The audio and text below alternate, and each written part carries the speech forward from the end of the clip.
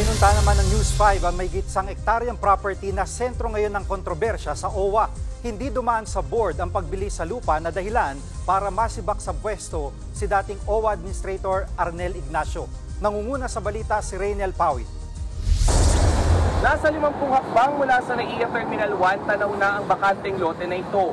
Ang kontrobersyal na 1.5 hectare property na binili ng OWA noong September 2024. Ito rin ang ugat ng pagkakasibak sa pwesto ni dating OWA Administrator Arnel Ignacio at kanyang deputy na si Emma Sinclair.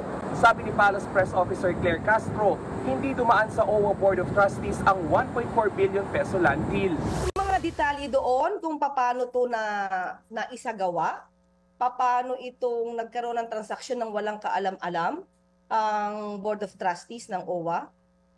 Kumbaga kumilos lang, ayon sa report, kumilos lang si former OWA admin Arnel Ignacio ng walang basbas. Sa mensaheng eksklusibong ipinadala ni Ignacio sa News 5, sinabi niyang nagulat siya sa nangyari at nilinaw na haharapin ang anumang aligasyon. Git pa ni Ignacio, hindi siya nagtatago at anumang araw ngayong linggo ay haharap siya sa media. Pinasinungalingan din ni Ignacio ang ilang artikulo na nagsasabing hindi posible ang OFW's halfway house project sa lugar. Sa dokumentong kanyang ibinigay, makikitang kumonsulta sila sa Civil Aviation Authority of the Philippines o CAAP. Nagkaroon na ng assessment kung saan dapat ay 49 meters lang ang taas ng itatayong gusali sa lugar. Bagay na nasa plano naman daw ng OWA kung natuloy ang proyekto.